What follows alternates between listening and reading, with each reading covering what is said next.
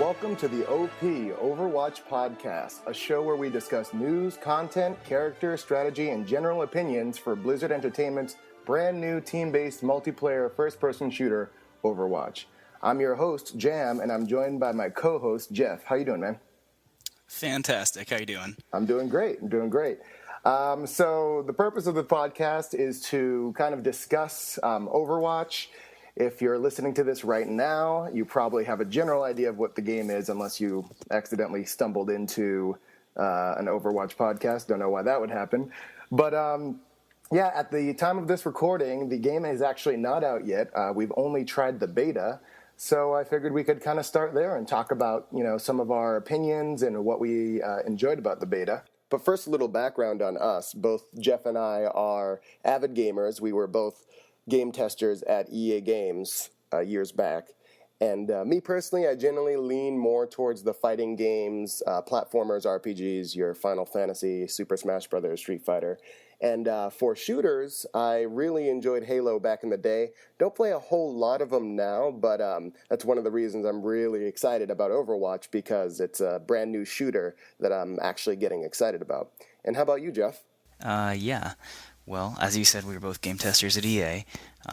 Beyond that, my background in gaming it goes all the way back to the classic Blizzard games, Warcraft 2, StarCraft, Diablo, Vanilla WoW, but also some shooters, namely Counter-Strike 1.6 was a big hit when I was in college. And I know that that game had a big influence on the development of Overwatch, which just makes me even more excited to dive right into this. I think it's safe to say that you're probably better than me at all of those games. I'm admittedly really bad. You said it.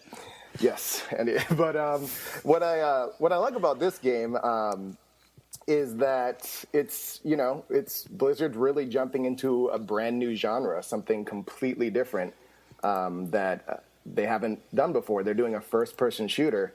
And they got a lot of criticism, I'm sure, at first. What are you doing making FPS? It was compared to Team Fortress. And, man, this beta came out, and a lot of opinions changed, didn't it? Yeah, I mean, I heard it was 9.7 million was the last number I heard for the final open beta, which is an absurd number. Oh, man, seriously. And I mean, that was over like a 5-day period. So yeah, it's insane. And for a beta, I was shocked with how stable it seemed. I think some people had a little bit different experience on day one, maybe, but for the most part, I was pretty impressed with. I mean, it felt like a finished game, which is good since it's coming out a week later or 2 weeks later. Yeah, but they get to kind of balance it out a little bit and everything. Yeah. I was so impressed with Blizzard, and really, it's pretty bold to open your beta up without making people pre-order or give you money first. I'll be honest, because of the time that I put into previous Blizzard games, I was avoiding this on purpose. I don't really have the time that I used to, and so I was not going to play this game until they opened up the beta for free, and I thought, I'll give it a shot. And within about 30 minutes, I remembered that it was Blizzard. So here we are. Oh, you don't have time nowadays like you did back then? What, is your job and your family getting in the way? Well, I have got time now. I made time. Yeah, I mean, you played as much of the beta as I did. I mean, what do you think, what stuck out to you in the beta as far as the actual gameplay? Like, what do you think they did really master here? So right off the bat, it caught my interest, and you watch the videos and all the promotions for it and gameplay footage, and it looks great. But my biggest worry with the game was just that once it was released and once I got in and played, it was going to be like hype for maybe a day or two, and then that was it. I would just get sick of it and ultimately just not be good at it, because there's just so much skill out there when you're playing these online games. Yeah. But, man, within 3 to 4 matches, I was already having really, really, really good matches and doing very well, which was surprising. because the different characters and the way they play, like I said earlier, they're completely different from each other, and it's not all about being as accurate as possible and getting as many kills. They didn't put the focus on the kills. They made it objective based and about serving your team, and you play a role in that team. Yeah, that's to me the genius decision by Blizzard was to try and make it different. I mean, you have characters that are those Twitch characters. I think Soldier 76 is put in the game just for everyone that still wants to pretend they're playing Call of Duty. He's actually the only character I didn't play in the beta, probably on principle. But regardless, I mean, besides the different characters and you know the way that they have different strengths and weaknesses, I think the other really smart thing Blizzard did was to make this about team play. I mean, my first reaction when I hit tab and it didn't show me a kill-death ratio was, how do I know how good I'm doing? Initially I was a little bit put off by it because I was like, I'm having a really good match, and now I'll never know how much better I'm doing than everyone else. But that's generally your way of gauging yourself. Right. I think that's what everyone does. And you know, I heard it put really well somewhere else that, you know, normally in a death match, basically all that means is a team death match means you can't kill half the people that are in the match because they're on your team, so to speak. So, you know, this is really about team play, and they don't show you kill death because they want you to actually help the team. So you can do that if you're not the best dead aim sniper in the world. You know, you can play a tank, you can play a healer, and you can serve a really unique purpose. So to me, after I had a few days to sit on it, I really love that there's not a kill death ratio or a traditional scoreboard. I mean, I think the highlights at the end of the match, the play of the game is a little bit Bastion heavy, but as far as the actual nominating process, I mean, they really do a good job of highlighting, you know, people that did the most healing or did different things to actually accomplish the objective. So to me, that's pretty special. Yeah, and so going back to the characters, let's kind of just do since the only thing we really have to judge is the beta, and, you know, it's a beta, so clearly a lot can change, and, you know, anything we kind of discuss now could be completely different by the time the game's released. But what were some of the characters that really stood out to you that you really enjoyed while you played the beta for those few days? Well, what really impressed me, this isn't a cop-out answer, but all the characters are fun to play. I mean, it's incredible that they've made all these different characters that do different things and play so differently. And, you know, I'm not upset if I join a game and I'm the last person in and it says your team doesn't have a tank or doesn't have a support. I'm good with that. I'll play whatever they need me to play. Again, it goes back to team objectives and you know, doing what's best for the team and filling a role. And it sure helps if you're not upset when you have to play support because there's 2 or 3 supports that you're anxious to play. So, you know, for the characters, I think the balance was pretty striking. But as far as characters I was leaning towards, I tried to go... I guess I would say I tried to go towards the characters that struck me as having the highest ceiling, not necessarily the easiest ones to jump right on, but characters that seem like they could develop and be more powerful over time.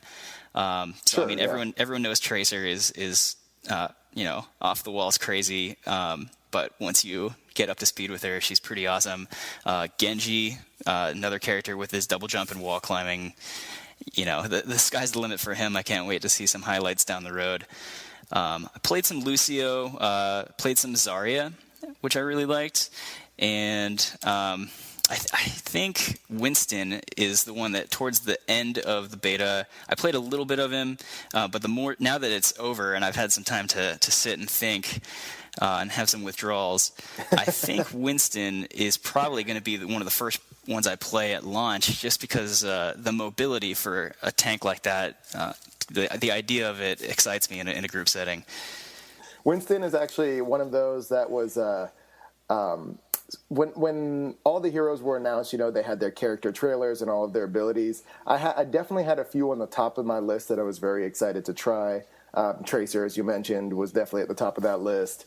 McCree looked really good, and Hanzo as well. He just looked like a really fun and interesting character, being one of the few that can wall climb and be very mobile. But then once the beta was released and I tried it out, I was actually very surprised because I kind of glommed onto characters that were barely on my radar. Winston was one of them. I had a lot of fun with him.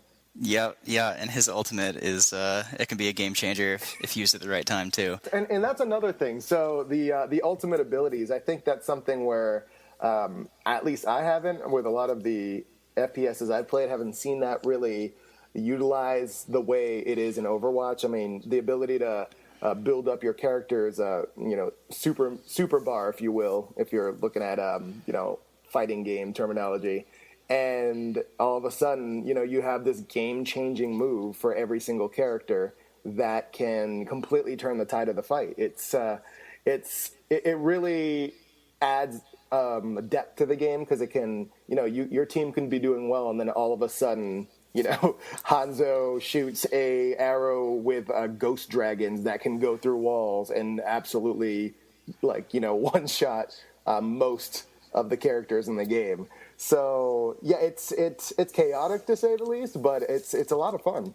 Yeah, and I think that's actually one of the things that, as the beta went on, and definitely as we get into launch here, my view on the ultimates changed. I think, in a beta with 9.7 million players, you figure, a good maybe 8 million of them have never played the game before, just like me, and so the ultimate seemed like this huge deal. It was terrifying when someone used one on me, and I got so excited I couldn't even aim straight when I was trying to use mine.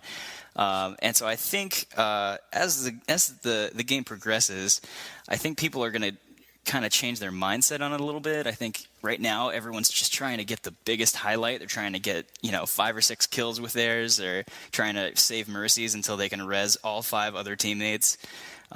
But really, I mean, they recharge so quickly. I think we're going to see an evolution of it where if you can get 1 or 2 kills with McCree's High Noon, just go for it. Don't wait for 4 people in one room. Absolutely, and that's another thing. Everybody can. You can have 2 people playing the same character, and they may play completely different. There's enough abilities on each character to really, kind of customize the character to the way you play. Which actually brings me to my next point, because I know, like you said, in future episodes, we're definitely going to go deeper into the characters. And at that point, the game will already have been released, so we can get a little more playtime with all of them to, go deeper into the character. But I'm seeing a lot of videos and lists online that are like your top 5, top 10 Overwatch characters, and people are really stuck on this idea, and you see it in a lot of games, competitive games, of having a tier list, having a list of what the best characters are versus what the worst characters are, and it's interesting to me because I've never been a huge fan of a tier list. I know that they generally come from who's easier to kill people with, but in a game where the goal of every character isn't necessarily to get that kill death ratio, it's funny how people kind of just glom on to that mindset that you have to have a character who's best, who's the top 5 characters, where I really feel all of these characters are fantastic and they all have a role that they play and they all do it very, very well, because you're never going to see Mercy at the top of that list. Like you're not going to see almost any of the support characters on the top of that list. Yeah, you can do damage with them, but it's just interesting where these ideas of there's one character who's better than another in a game where it's not all about killing people. Right. Well, again, going back to that, I mean, because they basically changed the goal of the game, the tier list is a joke, in my opinion. I think the character balance is really impressive, and just 2 examples off the top of my head. In the beta, I don't think I played a single game where there wasn't a Bastion on the other team, and 60-70% of the time they were the play of the game, and that's fine.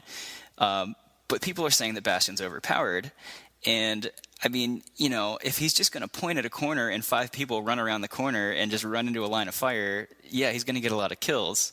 But don't tell me that Genji isn't a hard counter to Bastion. I mean, you know, this is another point about this game. You're going to have to character swap.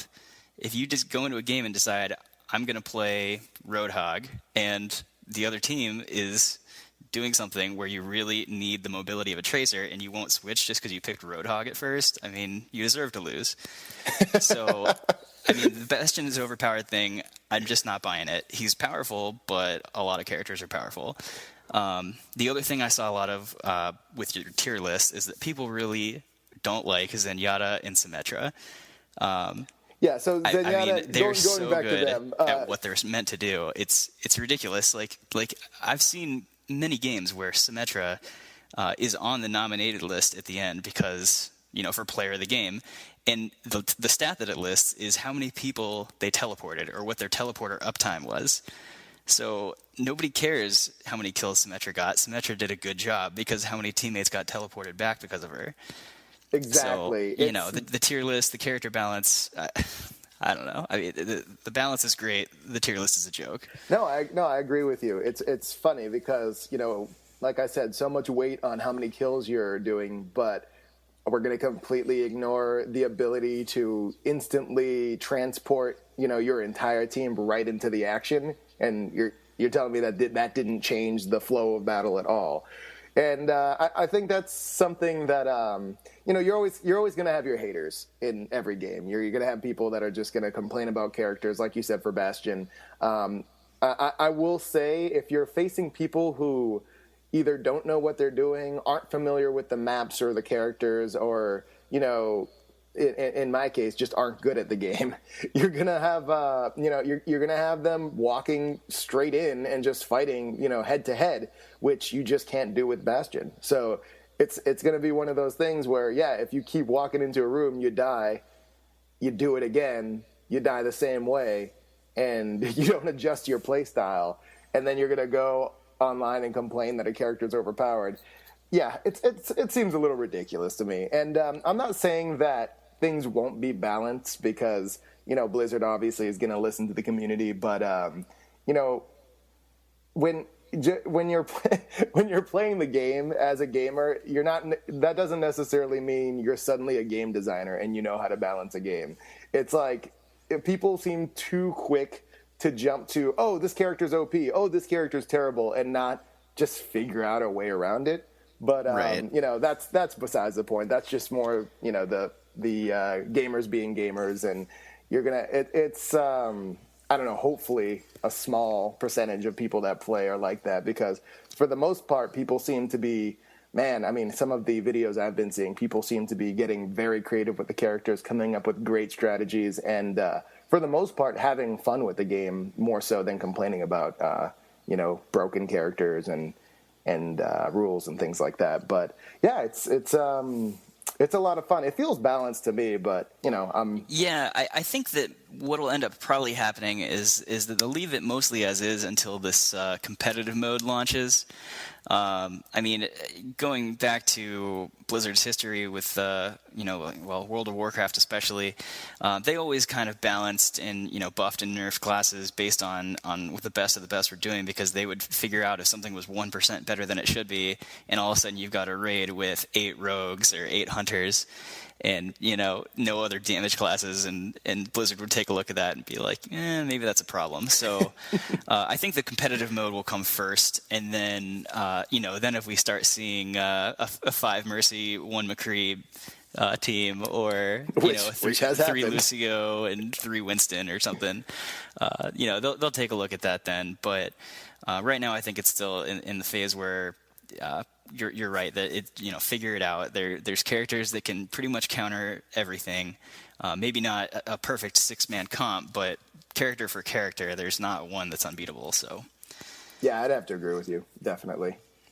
So yeah, I mean, as far as you know, where it goes from here, I mean, what do you think? Are there any game modes that you'd like to see? Any character niches that you think haven't been filled? You think we're gonna get some items like Super Smash Brothers? What do you think?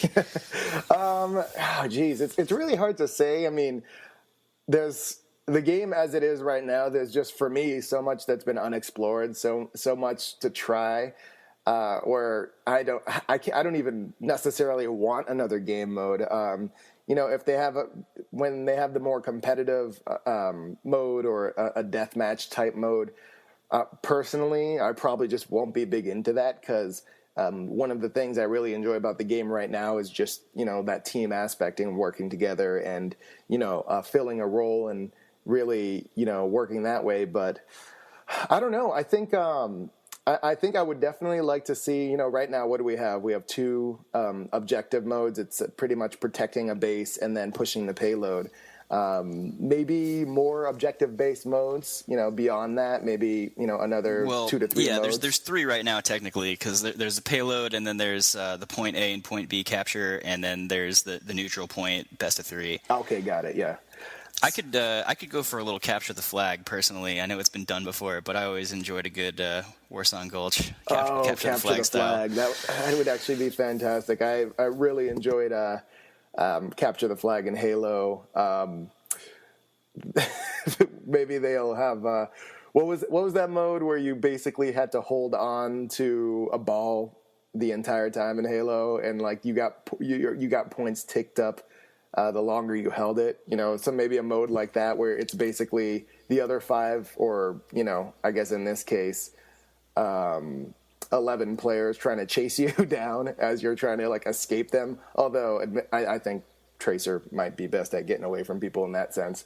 I don't know. Just I would love more objective based, though. Tracer's not allowed to have the flag. That's not fair. Yeah, you know what? You're right. I don't think capture the flag is going to work in this game with Tracer. She breaks all the rules. Yeah. Farrah. Yeah, these are problems. They'll work it out. Yeah, they seem to know what they're doing, Blizzard. So good stuff. Well, yeah, man. Thanks for getting together to kind of start off this podcast. I think it's going to be great. It's going to be exciting to talk about the characters. If you guys want to check out our website, you can always leave comments on iTunes. Give us your feedback, some of your experiences, what you agree with, what you disagree with, maybe something we didn't cover. But like I said, we are going to go more into the character discussions, more in depth in future episodes. You can check us out on oppodcast.com, where you can find our podcast, news, and other Overwatch-related information. You can check out my Twitter. It's at HappyJamOP. And then what's your Twitter? It's at Trutheder, TRUTHEDER 1. Awesome, yeah. So you guys can check that out and leave comments and let us know what you think. So, yep, the game at this point, at the time of this recording, is going to be coming out in maybe 4 days? So, pretty excited. Well, actually, breaking news, they just announced this evening that it's going to be on the 23rd at 4 p.m. Pacific, which is 7 Eastern. So it's going to be Monday night. Yeah, I guess they're doing it when it rolls over to the 24th in London. So that's a win for us. Yeah, I think I'm going to be having to call out sick that day for work. Yep, that sounds about right. All right, man. Well, we'll leave you guys there. Thank you for listening. Check us out, oppodcast.com.